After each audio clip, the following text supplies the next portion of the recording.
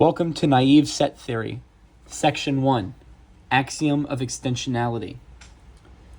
To start off, we're going to review some of the prerequisites, starting with the definition of a set. A set is a collection of elements.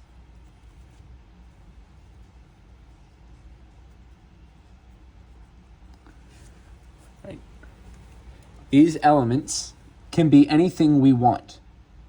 They are mathematical objects. For instance, we may write a set A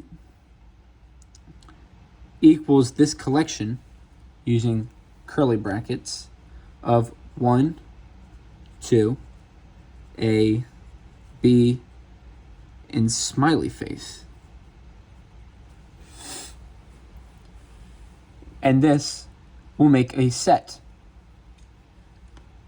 The elements of the set are the things within the collection.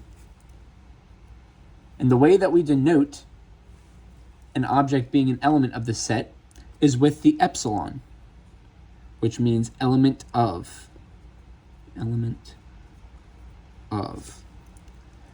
For instance, we would write 1 is an element of A, or A is an element of A, or perhaps smiley face is an element of A. One thing that I must warn any viewer about is that these objects have absolutely zero meaning or structure. They are merely symbols.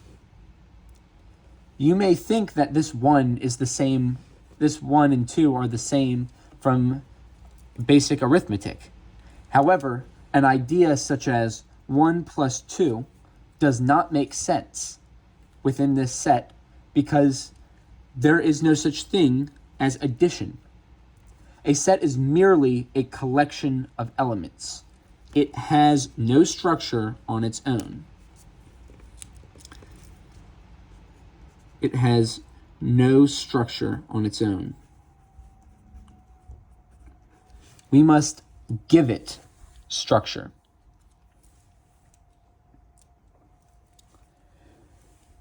Now, returning to how we will denote things, we will typically denote sets with uppercase letters from the start of the alphabet. For instance, A, B, C, or D.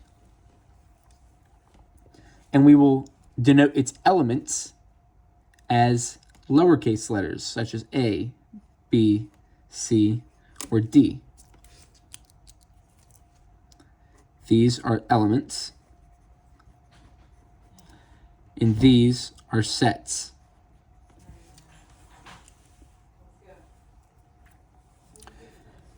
Now, the next thing that we should review is the idea of a subset. We say that A is a subset of B if and only if are logical equivalents. Every element in A for every element A in A. This implies that A is in B. Unpacking this from our symbolic notation, every element in A then is an element in B. We can represent this pictorially with a Venn diagram. Our bigger set here is B,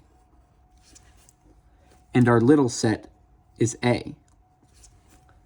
It makes sense to call it a subset because it is within the bigger set, B, and it itself is a set. And notice, let's have 1 be an element of A. Well then, it's also in B. Just forget about this boundary right there for a moment, and you'll see that that is true.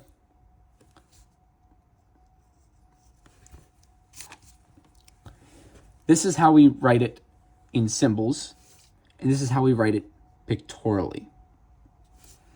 Now, here is where the axiom of existentiality comes in. What if we have two sets, A and B, and we want to wonder, what if they're the same? What if A equals B? Right now, we have absolutely no logic to stand on.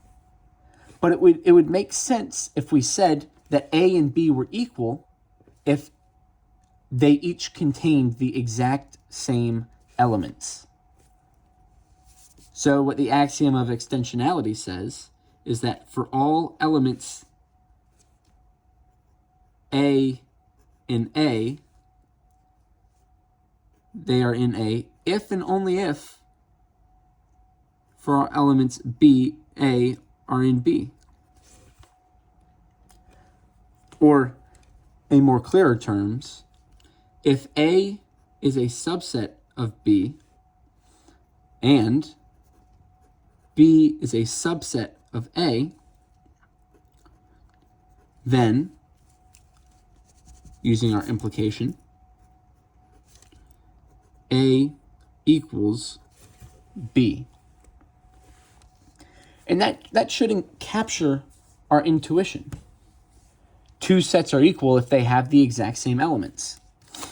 Now, one thing that this sort of talks about is order does not matter within sets.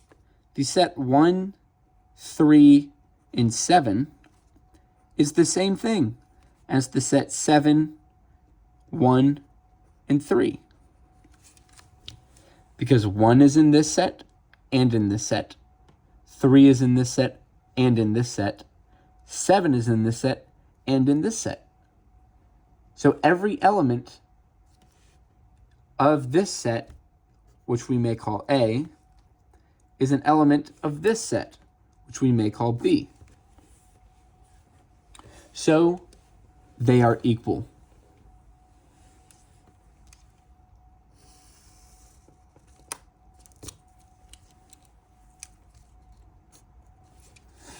And this is really all the axiom says.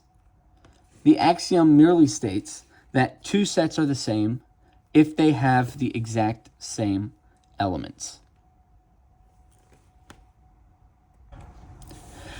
Here are some problems for you to do on your own. The first problem, 1, supposing that this fancy R is the set of all real numbers, write these sentences in logical symbols. For every positive number, its square is greater than itself. Second, if a number is negative, then its negative is greater than 0.